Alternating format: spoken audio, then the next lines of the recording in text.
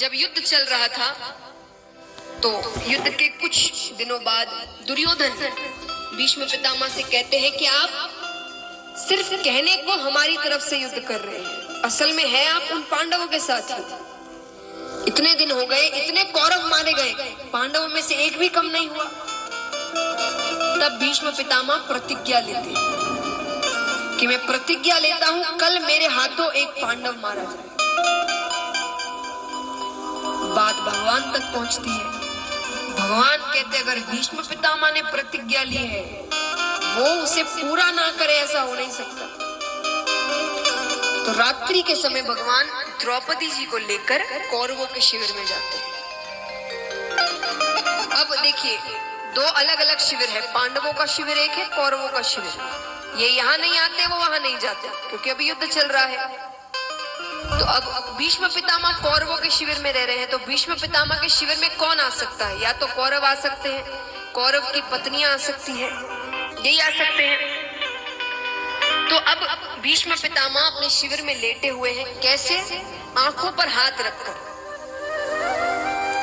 नेत्र बंद कर कर आंखों पर हाथ रखकर लेटे हुए हैं। ठाकुर जी द्रौपदी जी से कहते हैं चुपचाप जाना, कुछ कहना नहीं, सिर्फ जाकर पैरों को छू,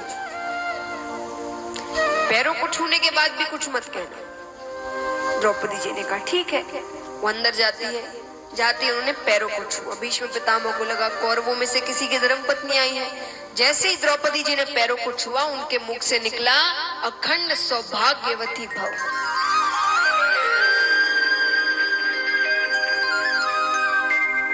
लेकिन वो कोई साधारण व्यक्ति नहीं है।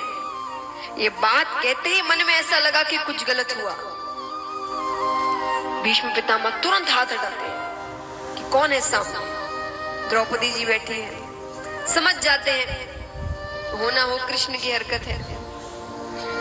अपने शिविर से बाहर निकलते हैं। बाहर निकल रहे भगवान खड़े हाथ बांधे हुए। भगवान कहते अब बताइए प्रतिज्ञा बड़ी कि आशीर्वाद बड़ा? भीष्म पितामह कहते हैं प्रतिज्ञा तब बड़ी जब मैं जीवित रहूंगा। अब एक और मेरा काम कर दो, कल अर्जुन से कहना शिखंडी को सामने लगकर मुझ पर बाण चला दे। पर कृष्ण एक वचन दो। कैसा वचन? मेरे अंत समय में तुम मेरे पास रहो।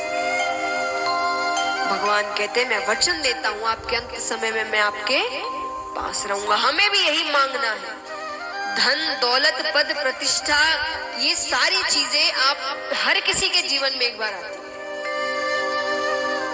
हर किसी के जीवन में एक ना एक बार जरूर आती है। ये चीजें